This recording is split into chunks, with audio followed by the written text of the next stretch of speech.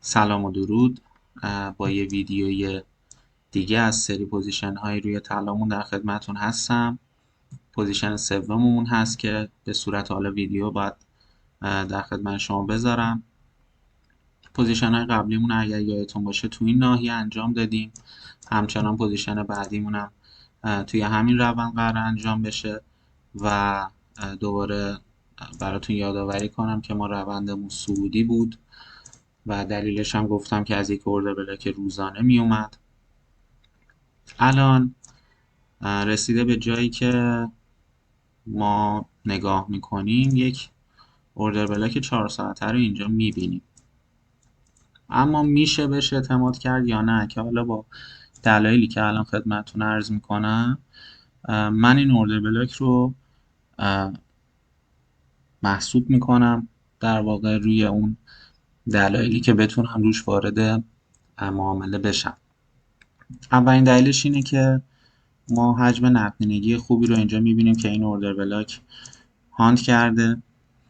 دلیل دومش روند خیلی شارپی و قوی بوده که این اوردر بلاک ایجاد کرده و اینکه با دو تا لگش با دو تا کندل ما میبینیم که یک FVG اینجا ایجاد کرده و یک FVG هم اینجا ایجاد کرده.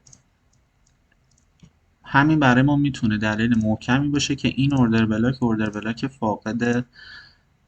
فاقد که اشتباهه، باید بگم در واقع قدرت خوبی داره.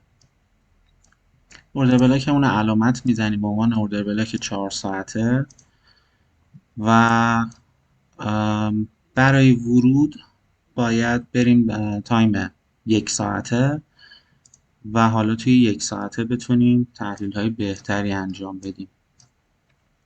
اینم بگم 4 ساعته ما یک هیدن اوردر بلاک اینجا داشتیم که حالا داخل اینستاگرام من روی این اشاره کردم، ولی خب اینجا یه ذره میخوایم ریسر بشیم. یه هیدن اوردر بلاک اینجا داشتیم که من علامت بزنم براتون. یه FVG هم این وسطه که کوچیکه، حالا علامت نمیزنم من. یه FVG هم بالای هیدن اوردر بلاکمون داریم، اما FVG بالا رو چرا من علامت نمیزنم؟ به این دلیل که ما لگمون اگر به 50% پایینش بخوایم دقت کنیم FVG بالامون داخلش نیست، پس کلا مد نظر نمیگیریم و دلایلی رو که روی 50% پایینی لگمون وجود داره رو روشون تمرکز میکنیم، از جمله هیدن اوردر بلاکمون و حالا خود اوردر بلاک 4 ساعتمون.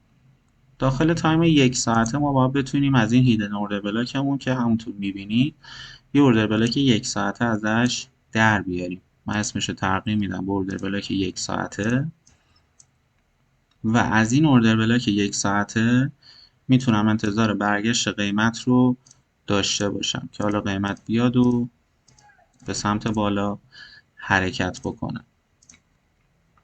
FVG بالا رو هم حالا دوباره عرض میکنم خدمتتون. FVG بالا برای من منطقی نیست، همونطور که حالا در ویدیو قبلی هم اگر دیده باشید ما یک دلیل ورودی پیدا کردیم تو 50% بالای لگ و اونو قرار دادیم برای ورود، ولی خب استاپ شدیم. پس ترجیحاً بالایی رو قرار نمیدیم و 50% به پایین. اوردر بلاک 1 ساعت همون اگر بخوایم روش ورود انجام بدیم باید بعد از برخورد قیمت ما یک اوردر بلاک 15 دقیقه بهمون بده.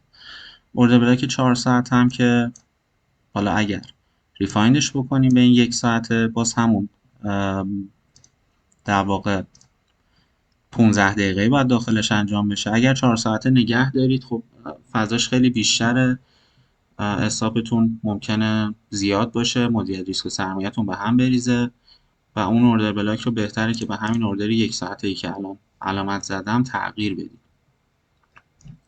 اگر نقطه ورودمون رو روی اوردر بلاک بالا بگیریم که استاپمون رو زیر همین قرار میدیم، اگر رد کنه خب یه استاپ میخوره و این پایین میتونیم دوباره ورود انجام بدیم، ولی اینجا میتونه نقطه خوبی باشه.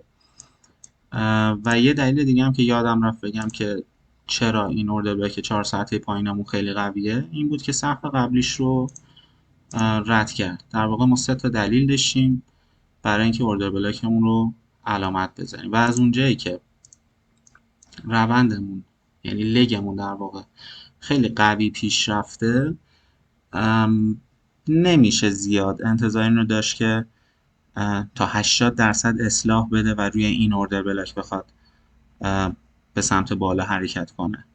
پس همه این دلایل باعث میشه که این اوردر بلاک 1 ساعته ما این وسط برامون محکم و کافی باشه.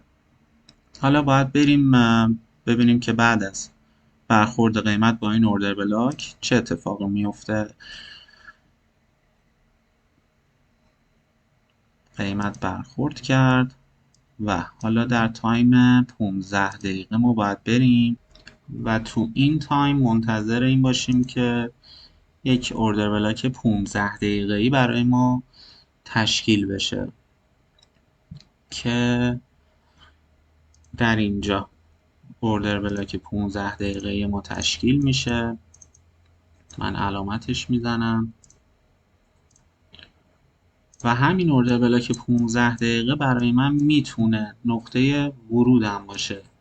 پوزیشن لانگمون رو قرار میدیم بالای اوردر بلاک 15 دقیقه، استاپمون رو زیر اوردر بلاک قرار میدیم و تیپیمون دقیقاً بعد از نقدینگی هایی که در اینجا مشاهده میکنید میتونیم قرار بدیم، چون قطعاً اگر روند صعودی باشه به دنبال هانت نقدینگی ها خواهد بود. تیپیمون رو این بالا قرار میدیم و منتظر میمونیم که پوزیشنمون وارد پوزیشن بشه که تو کندل بعدیش دقیقاً برگشت و وارد شد و پوزیشن ما وارد صعود میشه.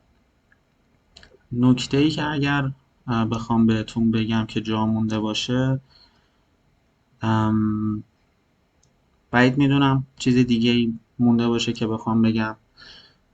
با همین نکات این پوزیشن رو میتونستیم بگیریم و امیدوارم اگر ویدیوی خوبی بوده باشه ازش استفاده بکنید، نکاتش حتما داشته باشید. اگر سوالی داشته باشید در مورد این ویدیو یا ویدیو قبلی زیر همون ویدیو واسه من کامنت بذارید، حتما بهتون پاسخ میدم و امیدوارم که همیشه بتونم براتون محتوای مفیدی درست بکنم. ممنون که همراهی میکنید و حمایت میکنید. حتما صفحه اینستاگرام ما رو فالو داشته باشید، اونجا بهتون اطلاع میدیم که چه زمانی ویدیوها توی یوتیوب یا توی خود اینستاگرام براتون آپلود میشه و اینکه در نهایت ما رو به دوستانتون معرفی کنید و ما رو حمایت کنید.